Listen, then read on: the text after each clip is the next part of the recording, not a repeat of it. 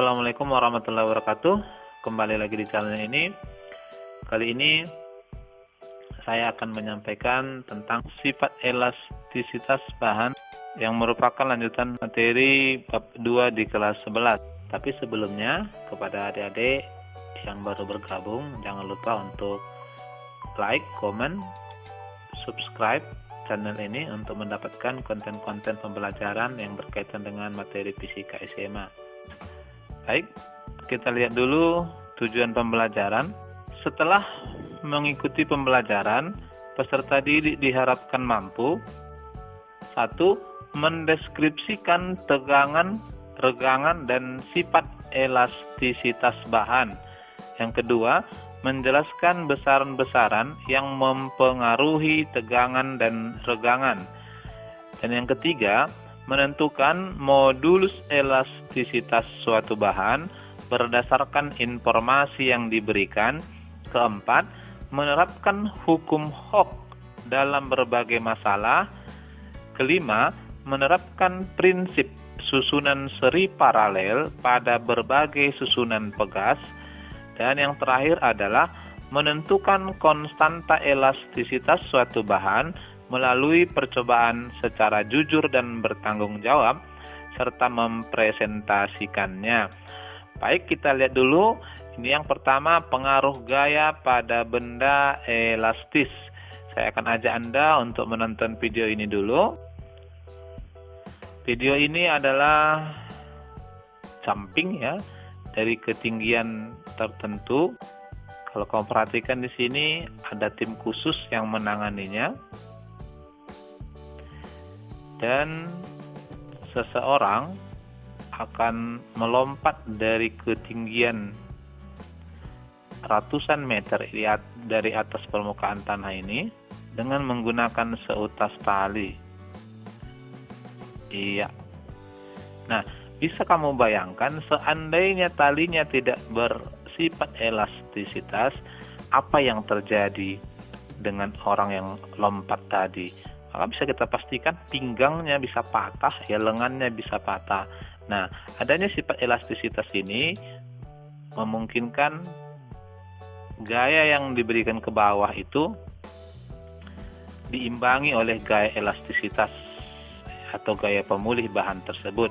Baik, kita lihat dulu benda elastis. Benda elastis adalah benda padat yang dapat berubah bentuk dan ukuran karena suatu gaya, akan tetapi dapat kembali ke bentuk dan ukuran semula jika gaya tersebut dihilangkan. Inilah yang kita maksud dengan benda elastis. Nah, selain benda elastis, ada juga kita kenal benda plastis. Bedanya, kalau benda plastis adalah benda padat yang dapat berubah bentuk dan ukuran karena suatu gaya, akan tetapi tidak dapat kembali ke bentuk dan ukuran semula jika gaya tersebut kita hilangkan. Nah, di situ bedanya. Baik, ini adalah beberapa contohnya ya. Contoh misalnya karet gelang, kemudian pegas atau per, itu adalah contoh benda-benda elastis. Nah, kita akan lihat dulu besaran-besaran yang ada pada sifat elastisitas bahan. Ada tegangan dan regangan. Kita coba lihat tegangan dulu.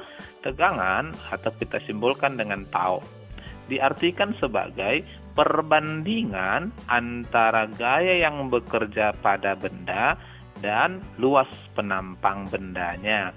Nah, perhatikan gambar ini. Ini adalah sebuah bahan elastis, kemudian ditarik oleh gaya F, sehingga akibat gaya ini benda bertambah panjang sejauh delta L. Kita sebut sebagai delta L. Nah, dari sini kita dapat hubungannya bahwa tau adalah gaya tadi F per luas penampang A. Dalam hal ini, kalau kita misalkan bendanya luas penampang berbentuk lingkaran, maka ini menjadi luas lingkaran PR kuadrat ya, itu yang perlu diperhatikan. Nah, Di sini tau adalah tegangan atau kita sering sebut nanti stres, satuannya Newton per meter kuadrat, lalu F adalah gaya, satuan Newton, dan A adalah luas penampang benda, satuan meter kuadrat.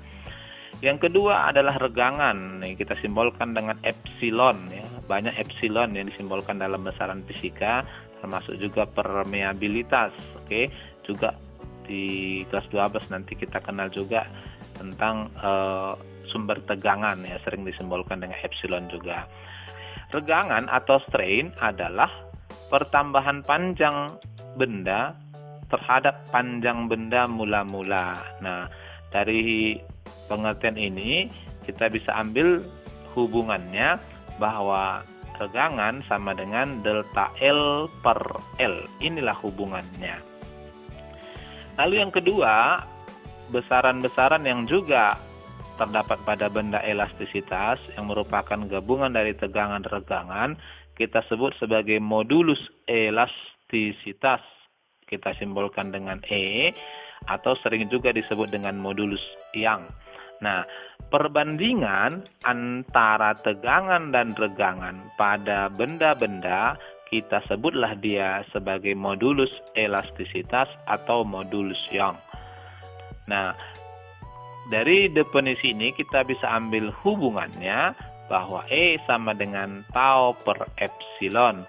Jika kita substitusikan besaran tegangan dan regangan di depan tadi, maka dapatlah kita bahwa E sama dengan F dikali L per A dikali delta L. Inilah modulus elastisitas dari benda ya. Oke. Nah, di sini epsilon adalah regangan, delta L adalah pertambahan panjangnya, L panjang mula-mula, dan E adalah modulus Young-nya. Oke. Di sini Bapak tampilkan beberapa sifat modulus elastisitas atau modulus Young dari bahan.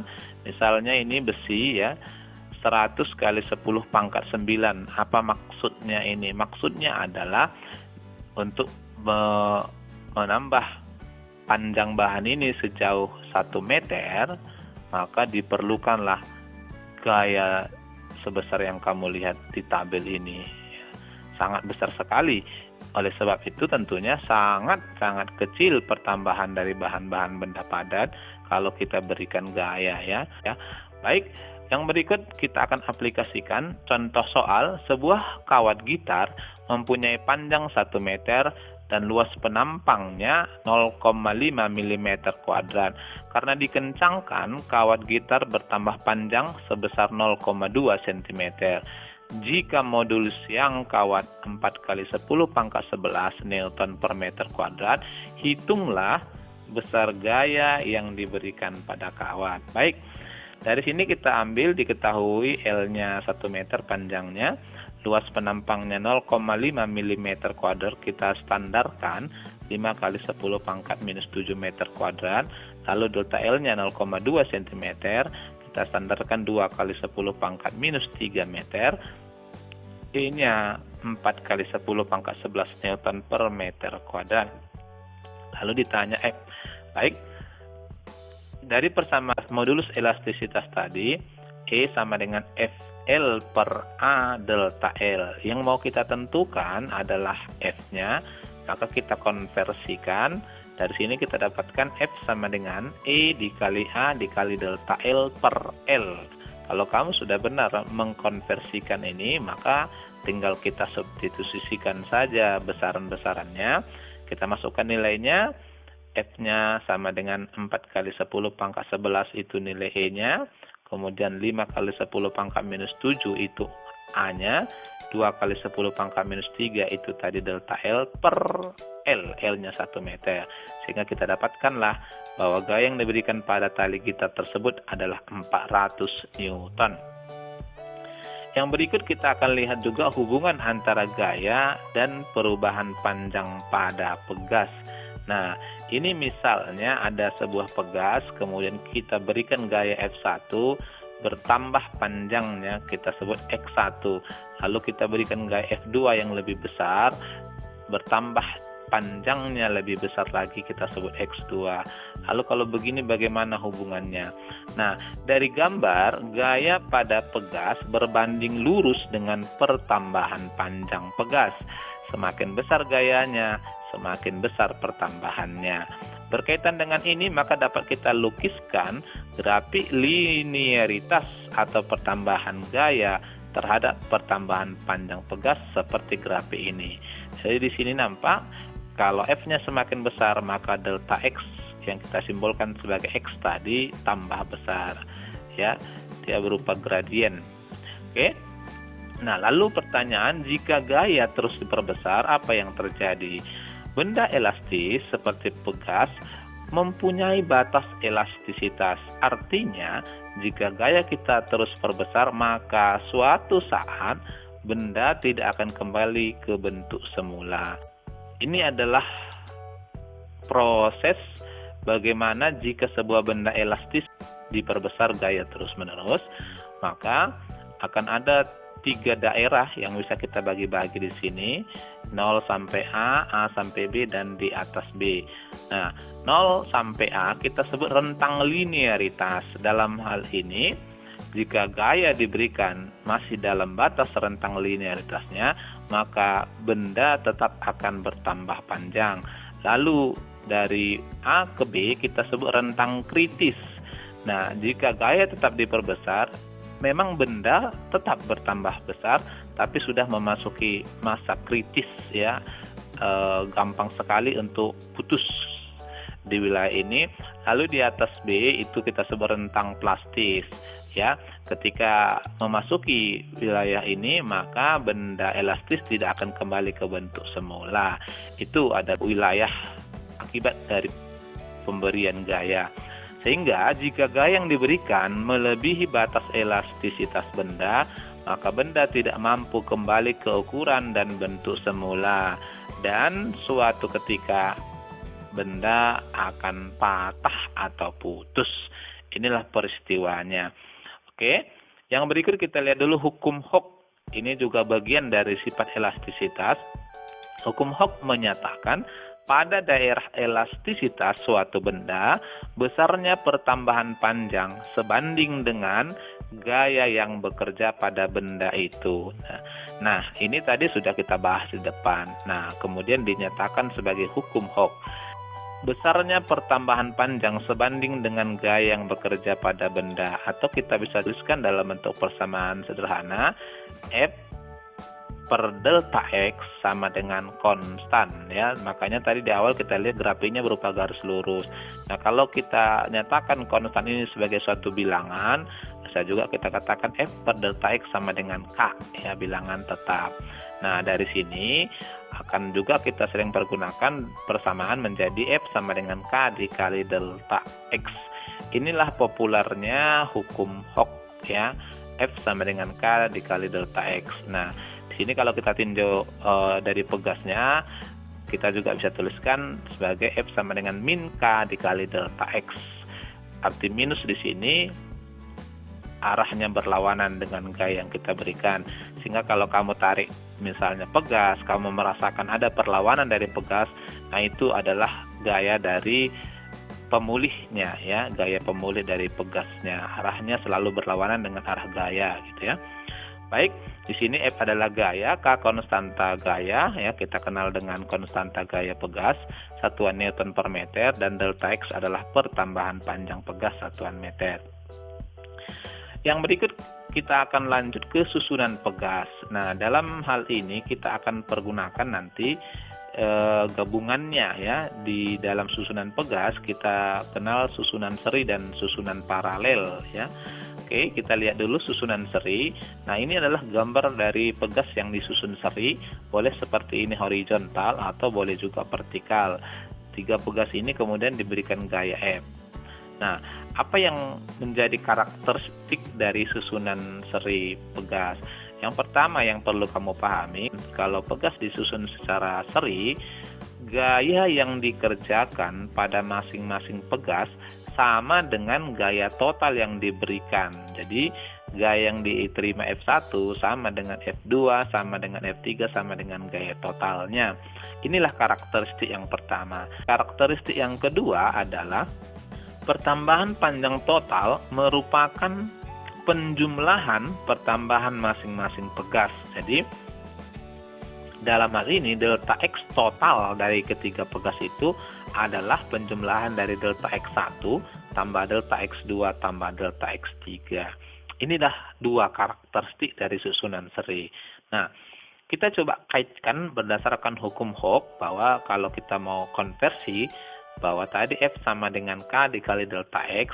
Dalam hal ini kita mau tentukan nih delta X, maka delta X sama dengan F per K. Kita terapkan, maka sesuai dengan konsep tadi, delta X total dapat kita tuliskan dengan F total per K total. Dan delta X1 adalah F1 per K1, delta X2 adalah F2 per K2, dan delta X3 adalah F3 per K3.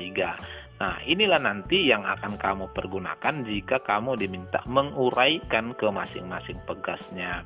Oke? Dari karakteristik sebelumnya, bahwa delta X total adalah penjumlahan dari pertambahan panjang masing-masing pegas. Delta X total itu tadi F total per K total, dan delta X1 F1 per K1, delta X2 F2 per K2, dan delta F3 F3 per K3. Inilah bentuk persamaannya. Lalu kita bagi dengan F total, karena F1 sama dengan F2 sama dengan F3 tadi sama dengan F total. Maka dapatlah kita simpulkan untuk pegas yang disusun seri, konstanta pengganti serinya kita sebut dengan 1 per Ks seri total sama dengan 1 per K1 tambah 1 per K2 tambah 1 per K3 tambah titik-titik tambah 1 per Kn. Seberapa banyak pegasnya disusun seri. Oke, yang kedua kita lihat dulu susunan paralel. Nah, untuk susunan pegas paralel dapat kita gambarkan seperti berikut ini. Ini adalah susunan dari pegas secara paralel, ya. Lalu apa karakteristiknya? Nah, karakteristik yang perlu kita pahami dari susunan paralel, pertama, pertambahan panjang total sama dengan pertambahan masing-masing pegasnya. Jadi di sini delta X totalnya sama dengan delta X1 sama dengan delta X2 sama dengan delta X3. Yaitu logika ya. Jadi ketiganya dalam satu sistem, kalau kita tarik, maka dalam posisi seperti ini pastinya ketiganya memiliki pertambahan panjang yang sama. Karakteristik yang kedua adalah gaya total yang dikerjakan pada pegas merupakan penjumlahan masing-masing pegasnya. Jadi F total di sini adalah F1 tambah F2 tambah F3. Mana pegas yang mendapatkan gaya paling besar? Adalah pegas yang memiliki konstanta terbesar pastinya. Oke, nah berdasarkan hukum Hooke tadi, F sama dengan K delta X, maka kita bisa juga nyatakan F total sama dengan K total kali delta X total. Dan kalau kita uraikan, F1 sama dengan K1 delta X1, F2 sama dengan K2 delta X2, dan F3 sama dengan K3 delta X3. Oke. Dari karakteristik yang tadi kita bahas, kita coba hubungkan F total sama dengan F1 tambah F2 tambah F3. F total tadi adalah K total kali delta X total, sama nilainya dengan K1 delta X1 tambah K2 delta X2 tambah K3 delta X3. Karena tadi delta X total sama dengan delta X1 sama dengan delta X2 sama dengan delta X3, kita bagikan ruas kiri ruas kanan, maka kita dapatkanlah K total sama dengan K1 tambah K2 tambah K3. Dari sini dapatlah kita simpulkan bahwa untuk pegas yang disusun secara paralel, maka konstanta penggantinya adalah K1 tambah K2 tambah K3 tambah titik tambah Kn. Tinggal kita jumlahkan saja. Contoh ini, perhatikan gambar di samping, 4 buah pegas identik masing-masing mempunyai konstanta 1200 Newton per meter disusun seri paralel seperti gambar. Beban W yang digantung menyebabkan sistem pegas mengalami pertambahan panjang secara keseluruhan sebesar 5 cm. Tentukan berat beban W. Baik, jadi kalau kamu perhatikan gambar ini, ada 4 pegas yang disusun seperti ini. Ini adalah susunan seri paralel ya. yang merupakan aplikasi dari konsep-konsep yang kita bahas tadi, maka ditanya beban W. Dari gambar kita ketahui K1 sama dengan K2 sama dengan K3 sama dengan K4 ya, di soal tadi disebutkan nilainya 1200 Newton per meter. Lalu pertambahan gabungannya delta X total adalah 5 cm, kita standarkan 5 kali 10 pangkat minus 2 meter. Lalu ditanya W bebannya, berapa gaya berat yang harus ditambahkan sehingga gabungannya itu bertambah sebesar 5 cm. Kita jawab, untuk menentukan massa beban dan berat bebannya, maka pertama kita harus tentukan dulu gaya total sistem pegas ya. Dari sana nanti kita ambil. Untuk menentukan gaya total, kita tentukan terlebih dahulu konstanta sistem pegas. Kita harus cari dulu konstanta pengganti pegas ini ya. Nah, oke, kita perhatikan bahwa pegas yang atas ini ya, yang saya buat warna merah, tanda lingkaran merah adalah susunan paralel. Kalau begitu, maka penggantinya tinggal kita jumlahkan saja. 1200 tambah 1200 tambah 1200, kita dapatkan 3600. Nah, sehingga ketiga pegas di atas sudah diwakilkan oleh satu pegas yang kita sebut sebagai K paralel. Lalu K paralel ini kemudian kita serikan dengan K yang di bawah ya. Yang hasil serinya kita sebut sebagai K total. Dalam hal ini maka kita akan dapatkan K1 per K total sama dengan 1 per K paralel tambah 1 per K4. Kita substitusi nilainya, 1 per K total sama dengan 1 per 3600, nilai paralelnya tadi, tambah 1200. Dari sini dapatlah kita 1 per K total sama dengan 4 per 3600. Kita peroleh K total sama dengan ya, kita balikkan K total per 1 sama dengan 3600 per 4, kita peroleh 900 Newton per meter. Nah, kalau sudah dapat ini, maka kita hubungkanlah dari persamaan F total sama dengan W total ya, karena gaya beratnya sama dengan K total dikali delta X total, maka kita dapatkan nilainya 900 kali 5 kali 10 pangkat minus 2, dapatlah kita 45 Newton. Yang terakhir adalah pemanfaatan sifat elastisitas pegas. Apa saja pemanfaatan sifatnya? Tadi satu video sudah kamu lihat di depan, itu adalah salah satunya ya, seperti ayunan bayi juga. Nah, dimanfaatkan juga untuk sepeda motor sebagai shock breaker ya. Ini shock breaker sepeda motor. Nah, pegas dimanfaatkan sebagai salah satu komponen penting pada kendaraan bermotor dan pada dinamometer. Lalu sebagai apakah pegas itu? Ternyata pegas itu dipergunakan sebagai gaya redam getarannya. Jadi tanpa shock breaker sepeda motor bisa kamu bayang apa yang kita rasakan begitu ya. Ya, tentunya kita akan merasakan getaran yang jauh lebih kencang gitu ya.